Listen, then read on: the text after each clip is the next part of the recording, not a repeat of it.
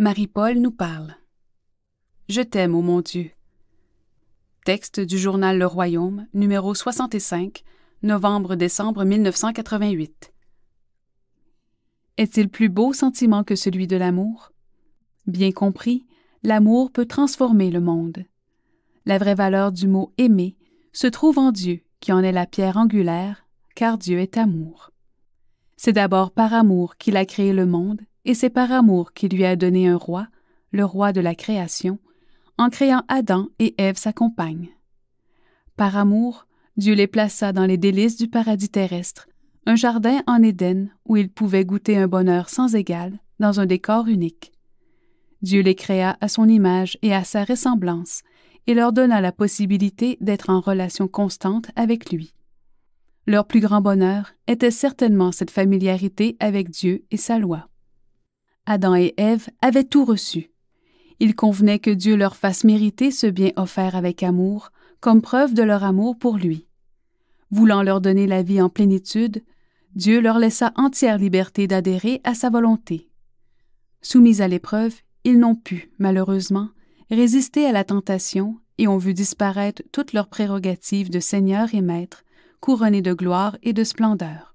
Innocence morale, maîtrise des animaux, harmonieuse unité du couple immortel et confident de Dieu.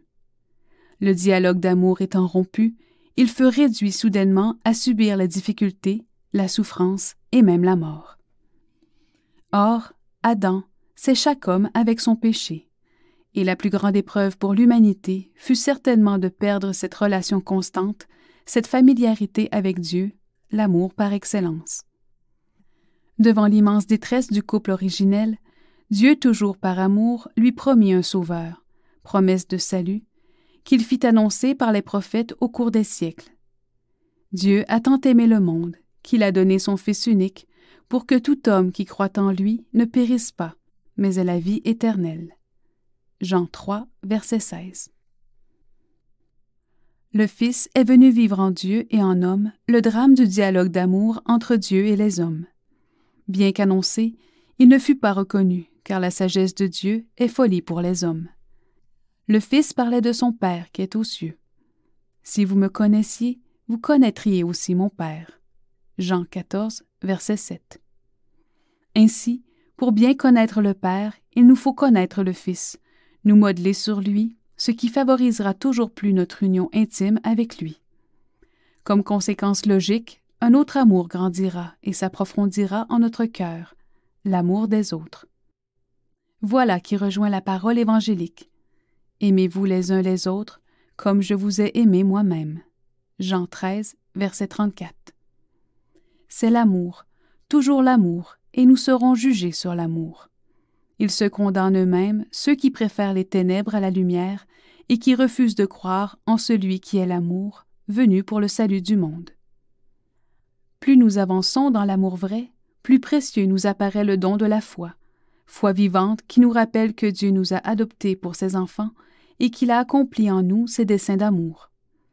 Dieu les réalise avec ceux qui se livrent à l'amour, à travers les barrières et les ruses de ceux qui sèment la destruction par les ravages de toutes sortes, issus de la perfidie, du mensonge ou de la calomnie, de la jalousie ou de la haine, de l'orgueil, de la prétention ou de la fatuité.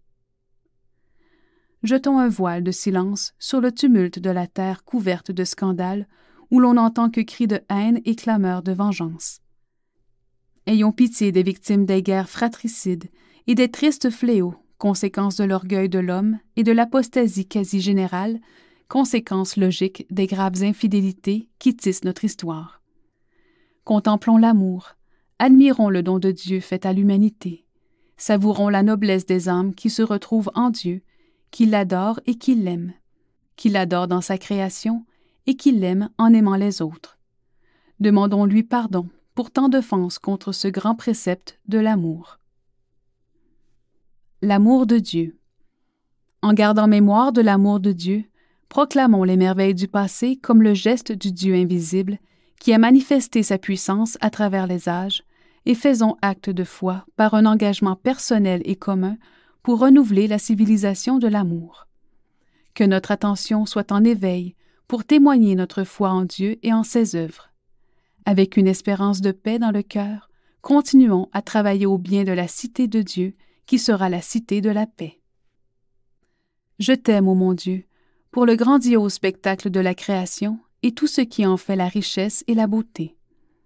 Jour après jour, c'est la régularité du mouvement des astres et de la nature, c'est le silence mystérieux des espaces infinis. Ou bien, c'est le silence de la nature qui prépare la fécondité selon le cycle des saisons. Silence qui parle à l'âme et l'établit dans un climat de vérité, parce qu'il est expression de foi envers Dieu créateur. À travers l'œuvre de la création, c'est le Créateur que l'on découvre avec un profond sentiment d'admiration et de reconnaissance. L'œuvre de Dieu est lumière. Si avant tout, la vocation des anges est de contempler la splendeur de la face de Dieu et de chanter sans cesse ses louanges, pourquoi les hommes, à qui le royaume est ouvert à la suite de la venue du Christ, qui leur a appris ce qu'est l'amour, en sont-ils venus à dénaturer la terre à ce point et à faire de celle-ci un foyer d'incendie allumé par la haine et la discorde? Pardon, mon Dieu, pour tous ceux qui défient ta loi et qui, sans recherche de l'équilibre, témoignent si peu de respect pour tes œuvres, les massacrent de 1001 manières et en arrivent à détruire l'harmonie qui présidait à ta création, car tout ce que tu as fait était bon. Et Dieu vit que cela était bon. Malheureusement, les pratiques contraires à la vie et à la dignité de l'homme ne rencontrent presque plus de résistance. Le respect dû à la vie et à l'amour qui assure à l'homme sa véritable noblesse ne trouve presque plus de résonance capable de freiner l'élan destructeur de notre civilisation contemporaine. Seule la gloire de Dieu illumine le soir de notre humanité et nous fait espérer une infusion nouvelle, grâce à ceux qui maintiennent une fidélité constante à la doctrine de l'Église du Christ. Et la doctrine du Christ, c'est l'amour. L'amour des âmes. Thérèse de l'Enfant Jésus, encore jeune, a si bien compris ce que Dieu attendait d'elle alors que la maladie l'accablait.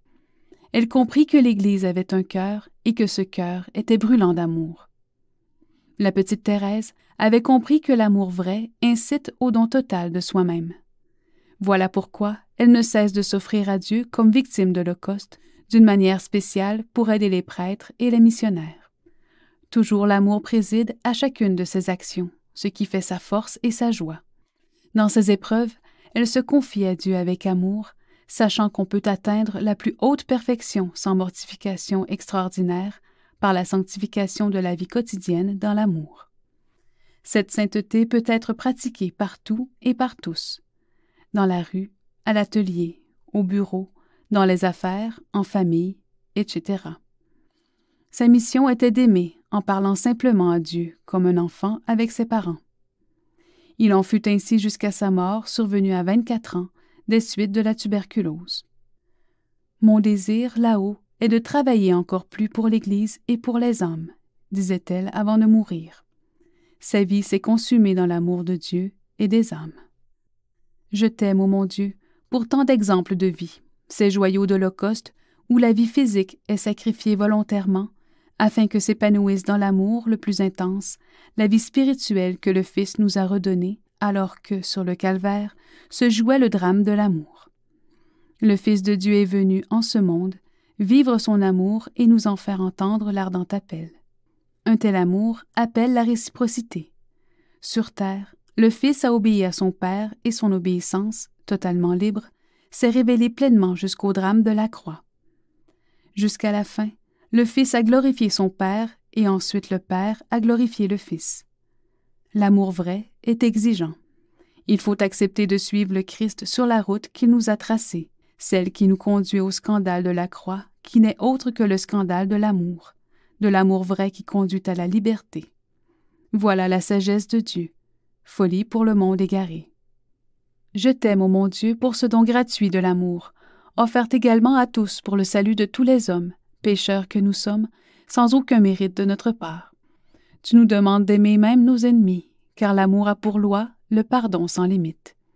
Il nous faut apprendre à vivre, non seulement en aimant Dieu, mais en vivant à son image dans le foyer d'amour qu'est l'âme toute donnée à son service et que le chrétien doit animer de tout son cœur. Pardon, mon Dieu, pour ceux qui brisent une telle harmonie, par mépris ou incompétence, ont des sentiments non chrétiens qui les emprisonnent dans les ténèbres d'un cœur dévoré par les bas instincts. Ils sont, pour leurs victimes, l'occasion d'une générosité toujours plus grande dans une courageuse profession de foi et d'amour qui ne peut rester sans récompense. Ces mots « Je t'aime », adressés souvent à Dieu Trinité et à Marie Immaculée, ouvrent l'âme à la grandeur de l'amour, à la vie intime avec Dieu, car l'homme qui aime Dieu est aimé de lui. La vie entière de Jésus en témoigne. Il suffit de vivre en conformité avec la loi de Dieu, en toute obéissance, et les effluves de la grâce enveloppent l'âme ainsi abandonnée à son divin vouloir. Merveille de la grâce que le monde ne saurait ravir à quiconque place sa confiance en Dieu, qui, le premier, a su nous aimer. Je t'aime. Que montent vers le ciel ces oraisons jaculatoires dans un élan fervent du cœur, ce qui nous donnera de plus en plus faim et soif de Dieu. Un simple regard vers le ciel, un cri de reconnaissance et d'amour au sein de l'épreuve comme au sein de la joie, voilà ce qui dilate l'âme et la comble de bonheur, dans une union toujours plus intime avec celui qui est l'amour. Ainsi, l'âme puise en Dieu une augmentation de vie surnaturelle et un enrichissement de charité. Puissions-nous couvrir la terre de ce nectar d'amour et de prière, afin que, bien vite, nous soyons des témoins de la charité dans un grand esprit d'amour. L'amour d'une mère. Plus que la vie sur la terre, vie physique donnée par l'amour d'une mère, c'est une autre vie que l'homme est appelé un jour à vivre, selon ses œuvres et ses mérites, selon qu'il aura bu à la source qui jaillit en vie éternelle, selon sa foi aux paroles du Maître et sa manière de les exécuter, comme le Christ lui-même obéissait à son Père, tout comme obéissait Marie, sa mère. Attentive à la parole de Dieu, Marie, qui avait entendu l'appel à la virginité, accepta, à la demande de l'ange, une conception virginale qui la rendrait mère du Fils de Dieu. Fiat, voici la servante du Seigneur, qu'il me soit fait selon votre parole. Elle sera donc la servante du Seigneur, comme tous les prophètes qui ont annoncé la venue du Sauveur ont été les serviteurs de Dieu le Père. Déjà au temple, le prophète Siméon annonce à Marie la mission de son fils. « Vois, cet enfant doit amener la chute et le relèvement d'un grand nombre en Israël. Il doit être un signe en but à la contradiction. Et toi-même, un glaive te transpercera l'âme, afin que se révèlent les pensées intimes d'un grand nombre. » Luc 2, versets 34 et 35.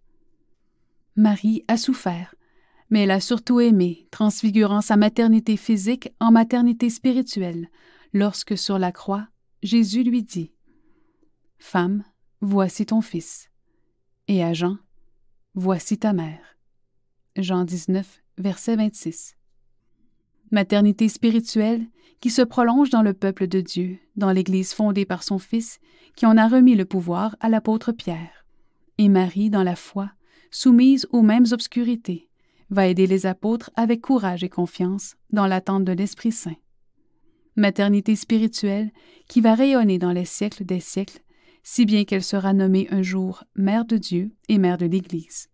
Titre de gloire hautement mérité, car elle a tout donné et tout sacrifié pour les âmes. Je t'aime, ô Marie comblée de grâce, toi qui nous as donné Jésus, le prêtre par excellence. Tu nous as introduits dans le mystère d'amour qu'a été le dessein de salut prévu par le Père, afin de nous redonner le bonheur perdu. Que ton saint nom soit connu et aimé. Heureux l'enfant qui peut bénéficier non seulement dès son jeune âge, mais dès avant sa naissance d'un amour maternel profond et d'un accueil chaleureux dès son arrivée, amour transfiguré dans la douleur et la joie. Plus heureux encore, l'enfant qui apprendra de ses parents à dépasser sa piété filiale en l'accomplissant par la piété envers le Créateur, Jésus Rédempteur, Marie Immaculée, l'Église et par amour pour les hommes. « Je t'aime, maman, je t'aime, papa », dira l'enfant. « Je t'aime, mon Dieu, et je te remercie de m'avoir donné de tels parents. Oui, je t'aime, maman, de m'avoir donné la vie physique, ce qui, grâce à toi, par ta maternité à la fois naturelle et spirituelle, me permettra d'obtenir un jour la vie éternelle à laquelle j'aspire de toutes les fibres de mon âme. Merci, maman, tu m'as appris à aimer. Sois bénie à jamais. Signé Mère Paul Marie.